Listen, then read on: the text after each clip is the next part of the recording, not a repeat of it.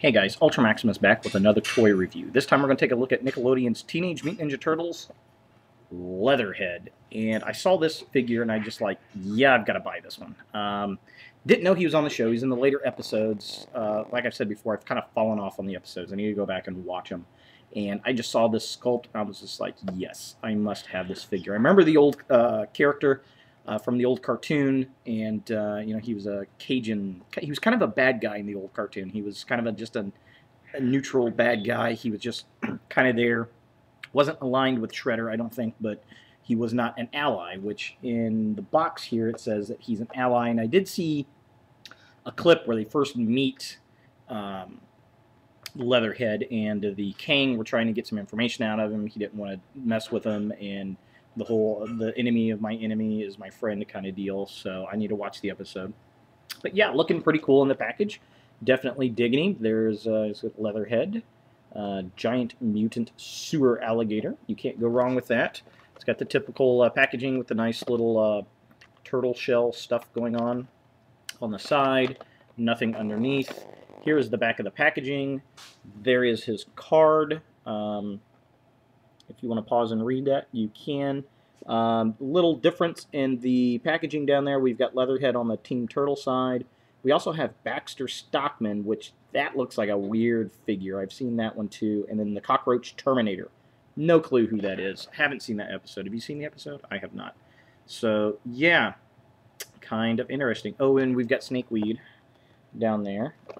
They did make a figure for him, which is cool. Yeah. So, just by looking at this figure, I had to pick him up, and it's heavy. It's a lot of plastic, much like I think the Dog Pound figure. So let's get him out of the package. Let's see what we think of the toy.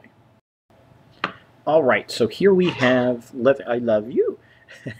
Here we have Leatherhead out of the packaging, and he does look cool. The sculpt on this guy is amazing. He's pretty good size too. He's pretty heavy. Unfortunately, he's too small. And that being said, I mean, it's a pretty good-sized figure. Here he is compared to Metalhead. So he's pretty good size. But in the clip where you see him, I mean, he picks up Donatello by the hand, his whole head around his hand. So this probably would go better for like a Voyager class figure rather than the deluxe figure on the packaging. But got to deal with what we got to deal with, right? Doesn't come with any weapons or anything, which I think this is the first one I've seen that doesn't. You have to assemble his tail. His tail, you just kind of, if I can't even get it off now because I put it on there, you just kind of pop it on there and you're good to go.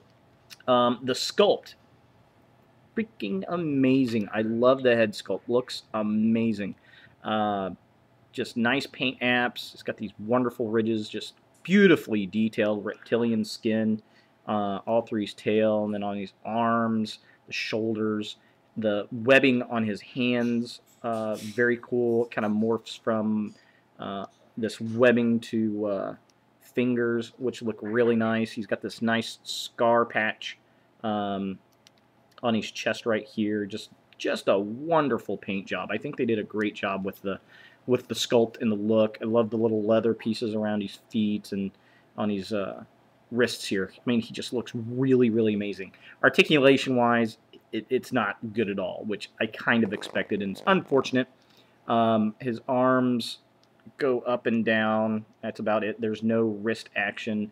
They do come out a little bit like that. Ooh, give me a hug. So you can do that. His head spins up and down. That's really about it. And then his legs kind of, that's about it, with no knee joint. And of course his tail can move like that. But when I bought the figure, I knew it was not going to be very articulate. You could just tell by looking at it. I didn't buy it for that. I bought it for the sculpt. I think it looks awesome. You know, that being said, I kind of wish his snout was a little bit longer, and I would have liked a gimmick where the mouth opened and closed. I think that would have been kind of cool.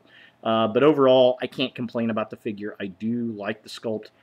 For the price, it is pretty cool, and it's probably the baddest bad guy, the mutant bad guy that they've put out. I hope they do the Snapping Turtle guy. I forget the name of the character now. Oh, Spike or Fang or whatever his name was, the evil turtle from the old show.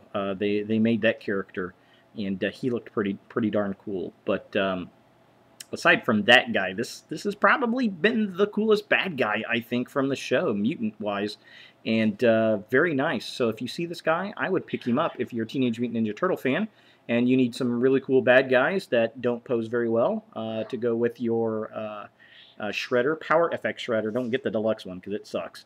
And your army of foot soldiers. So yeah, there he is. Leatherhead from the Teenage Mutant Ninja Turtles toy line from the new Nickelodeon show. So thanks for watching, and look for more videos in the future, guys.